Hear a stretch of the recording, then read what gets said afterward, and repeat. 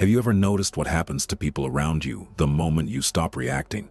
Not the silence of someone who has nothing to say, not the silence of someone who is afraid, the silence of someone who has decided. That specific kind of quiet is one of the most psychologically loaded things a human being can project. And here is what most people don't realize. That silence is not just peace. It is a signal that sends a very specific message to the people around you and to your own nervous system that most people never learn to send on purpose. The Stoics built entire practices around this. Marcus Aurelius ruled an empire from a place of deliberate internal quiet.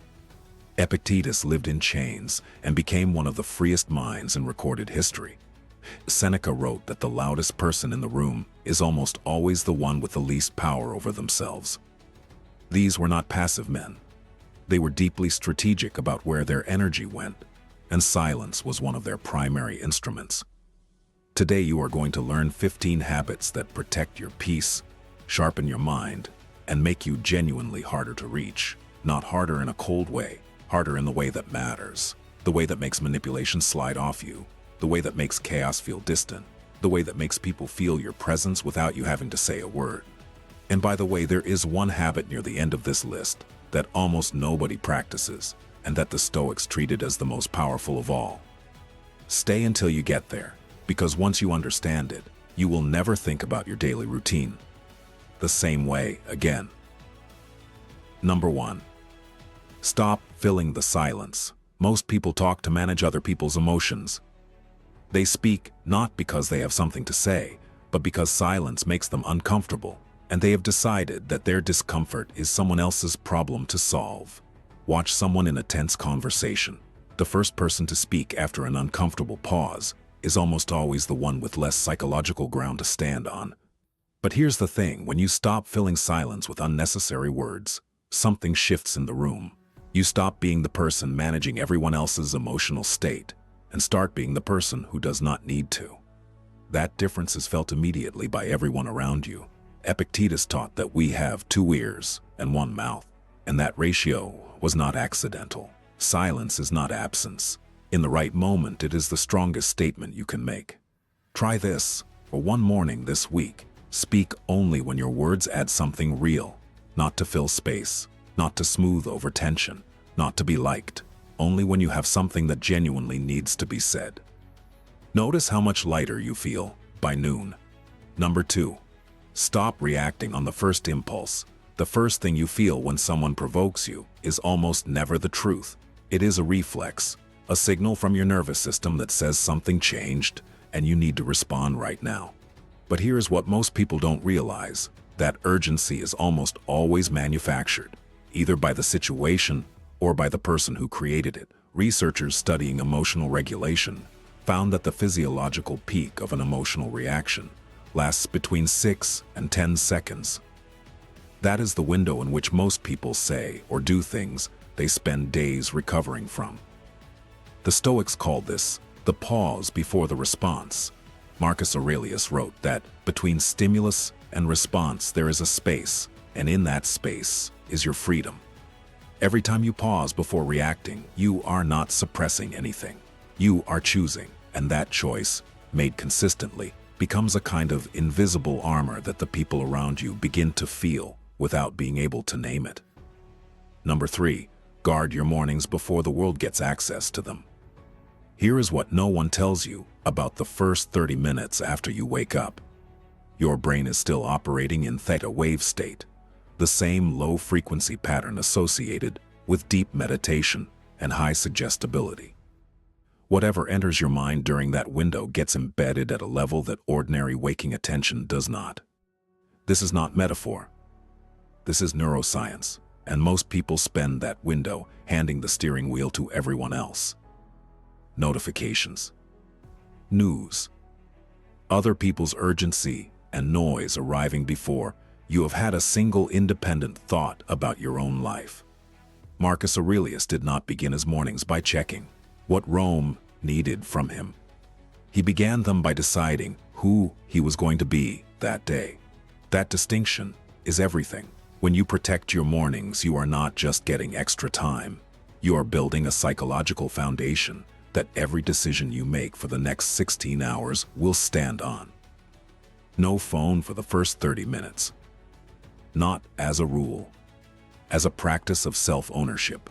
Number 4. Learn to observe people without narrating them. Most people do not actually watch the world around them. They watch a constant internal commentary about the world around them. He is being rude. She is always like this. They never listen. That narration runs 24 hours a day, and it costs an enormous amount of cognitive energy that could be doing something else. The Stoic practice of whisperless observation is exactly what it sounds like. Watching people and situations without adding internal commentary, not judging, not predicting, not building a case, just seeing what is actually there. Here's what happens when you do this consistently. You start noticing things that the commentary was drowning out. Micro-expressions, behavioral patterns, the gap between what someone is saying and what they are actually communicating. You become significantly harder to deceive because you are finally watching reality instead of your own reaction to it. Think about that for a second. Most conflict in your life comes not from what actually happened, but from the story your mind told itself about what happened before you had finished watching it. Number 5. Do one thing at a time and finish it. This is not a productivity tip. This is a psychological one. When you split your attention between multiple things simultaneously, you are not multitasking. You are teaching your nervous system that no single thing in your life deserves your full presence. Over time, that becomes a habit of mind that extends far beyond work tasks. You become someone who is physically present but never fully there. Seneca wrote that to be everywhere is to be nowhere. He understood that scattered attention produces scattered people, people who feel perpetually behind, perpetually anxious, perpetually like they are missing something, because they are. They are missing the only moment that is actually available to them, which is this one. Choose one thing, stay with it until it is done, then choose the next thing.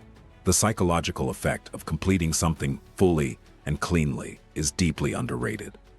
Number 6. Remove one source of noise from your life every week. Not all noise is sound. The constant group chat that never produces anything meaningful.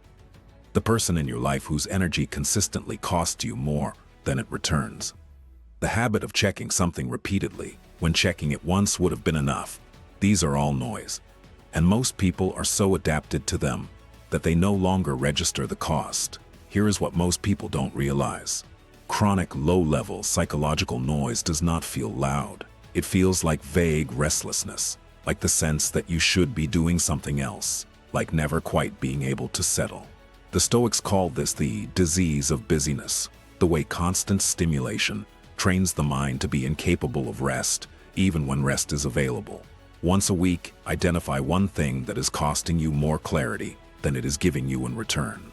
Then remove it, not forever necessarily, just for a week. Notice what fills that space. Number 7. Practice sitting with discomfort without immediately trying to solve it. This one is harder than it sounds because the instinct to reach for a solution. The moment something feels uncomfortable is one of the most deeply conditioned reflexes a person can have. Uncomfortable feeling arrives. The mind immediately generates an action to make it stop. Now, sometimes that action is useful. Often it is just distraction wearing the costume of productivity.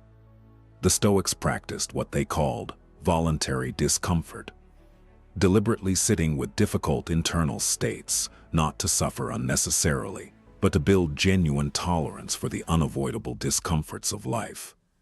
Epictetus taught that a person who cannot endure their own discomfort will always be at the mercy of whoever or whatever can provide relief.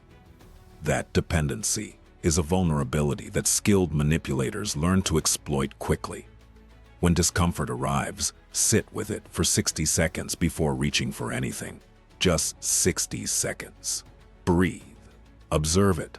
Let it exist without immediately trying to escape it. That practice, repeated consistently, builds a kind of internal stability that is very difficult to destabilize from the outside. Number 8. Stop explaining yourself to people who have not earned the explanation. This is one of the most energy-draining habits that most people do not recognize as a habit at all. They call it being open. They call it being honest. But here is what is actually thus happening beneath the surface. When you over-explain your decisions to people who did not ask, who challenged you without good faith, or who have demonstrated repeatedly that they will not change their view, regardless of what you say, you are not communicating. You are seeking approval from someone who is not offering it. And the more you explain, the more you signal that their opinion of your choices matters more than your own judgment of them. Marcus Aurelius wrote that the best revenge is not to be like the enemy. The best response to someone demanding an explanation you do not owe them is simply to not provide it, not aggressively, not coldly, just calmly and completely. You do not need their understanding to proceed. Number 9. Let people be wrong about you without correcting them. This is the one that most people find genuinely difficult because identity feels fragile in a way that most of us do not like to admit. When someone mischaracterizes you, misrepresents what you said, or builds a version of you that does not match the reality, the urge to correct the record is immediate and intense. It feels like self-preservation. But here's the thing. The people who matter already know the truth. The people who do not know the truth are either not paying close enough attention to matter, or they have already decided, and your correction will not change their view. In either case, the energy you spend defending yourself is energy that accomplishes nothing and reveals more than you intended. Seneca once warned that silence is safer than speech when the audience has already made up its mind. There is a level of psychological security that comes from being completely comfortable with people holding wrong opinions about you, not because you do not care about truth, but because you know where the truth lives and you do not need external agreement to feel it. Number 10. Spend time completely alone every week with no input at all. Not alone with a podcast, not alone with music, not alone with your phone face down, but still within reach. Genuinely alone with no external input entering your mind. This is the sanctuary practice, and the Stoics treated it not as luxury, but as maintenance. Here is what most people don't realize about what happens during unstructured alone time. The mind does not go blank. It processes. It sorts. It makes connections between things that were too buried under daily noise to surface during normal waking hours. The insights that feel like they arrived suddenly almost always come from a background process that was running undetected and that only becomes audible when the noise stops. Your mind does some of its best work when you stop demanding that it produce something. 1 hour per week. No agenda, no content, no improvement project. Just you in a space that does not ask anything of you. Number 11. Stop keeping score in your relationships. This one is subtle because it masquerades as fairness. Keeping track of who did what, who contributed more, who apologized last, who reached out first. It feels like maintaining balance, but what it actually does is turn every interaction into a transaction, and every relationship into an account that is always either overdrawn or undercredited. Behavioral researchers studying relationship satisfaction found that the couples and friendships with the highest long-term stability were consistently those where both people significantly overestimated their own contribution, not because they were deluded, but because they were paying more attention to what they were giving than to what they were receiving. That orientation changes the fundamental texture of a relationship. Generosity that is not keeping score is not naive. It is a choice about what kind of person you want to be in relation to other people. And it produces something that transactional relationships never do, which is genuine ease. Number 12. Read something old every week. Not old as in last year, old as in centuries. The Stoics, the Roman historians, the Greek philosophers, the ancient strategists. Not because old ideas are automatically better, but because old ideas that have survived this long have passed a filter that modern content has not yet faced. They have been tested against reality repeatedly and found useful enough to preserve. There is also a psychological effect from reading something written before your current problems existed. It creates perspective in a way that contemporary content almost never does. Whatever feels catastrophically urgent right now has almost certainly happened before, been survived before, and been written about clearly by someone who was not inside it. Marcus Aurelius wrote his meditations during a plague, a war, and a political crisis of a scale that would break most modern institutions. He was not calm because his circumstances were gentle. He was calm because he had built something internally that his circumstances could not reach. Number 13. Write down what you are thinking before you say it in high-stakes situations. This is the most practical tool the Stoics offered for emotional management, and the least practiced one. When something important is happening, when a conversation carries real weight, when a decision matters, the act of writing forces a separation between the feeling and the expression of the feeling that verbal processing almost never produces. You write something down, and you can see it. You can look at it from a small distance and ask whether it is what you actually mean, whether it reflects what you actually know, whether it is the response of the person you intend to be, or the person your nervous system is temporarily insisting you are. Seneca wrote letters to himself for decades. Marcus Aurelius kept journals that were never intended for other people. These were not productivity tools. They were psychological ones.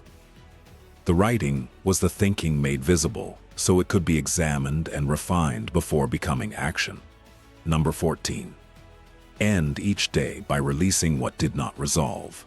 The mind at night does something specific and mostly unhelpful. It returns to open loops, unresolved conversations, incomplete tasks, things that were left ambiguous. It does this because ambiguity reads as threat, and the threat detection system does not know the difference between something that will matter in 5 years and something that will not matter in 5 days. The Stoic evening practice was not complicated. Before sleep, you reviewed the day. What did you do well? What could have been better? And then, critically, you placed everything you had no power to change into a category that was not yours to carry into the next day. Epictetus taught that the discipline of assent, the right to choose which impressions you agree with, extends to your own thoughts. You do not have to accept every thought your mind offers at night as true or urgent. You can examine it, decide it does not require action tonight, and set it down. That is not avoidance. That is judgment. Number 15. Reflect on your own death, not abstractly, specifically. This is what I mentioned at the beginning, the habit that the Stoics treated as the most powerful of all, and that most people avoid entirely because they have confused acknowledging death with inviting it. Memento mori. Remember that you will die, not as a morbid exercise, as a clarifying one. Because here's what happens when you genuinely sit with the fact that your time is finite, and that today specifically is not guaranteed. The trivial things fall away not through discipline, but through simple prioritization. The argument that was going to ruin your week no longer deserves that much of your remaining life. The validation you were seeking from someone who has not earned your care suddenly costs too much of the time you have left. The thing you keep meaning to do, the conversation you keep postponing, the presence you keep trading for something that will not matter. Those things move up the list in a way no productivity system can produce. Marcus Aurelius wrote that you could leave life right now, and that this should determine what you do and say and think. He was not being dramatic, he was being precise. That awareness, held consistently as a daily practice rather than as an occasional passing thought, produces a quality of life that comfort and certainty never can. It does not make you anxious, it makes you awake. These 15 habits are not a self-improvement checklist, they are a system of psychological protection. Each one closes a gap that the noise of modern life and the people who benefit from your distraction would prefer to leave open. Silence is not emptiness. In the hands of someone who has built these habits, it is one of the most powerful things a person can project. If this is making you see your daily habits differently right now, subscribe and leave a comment below telling me which of these 15 you are starting with. We want this channel to reach the people who are actually ready for this level of understanding. And if you want to go deeper, the next video is already waiting for you. Because the quiet you build inside yourself is the one thing that no external circumstance can take. And it was never accidental for the Stoics. And it should not be accidental for you either.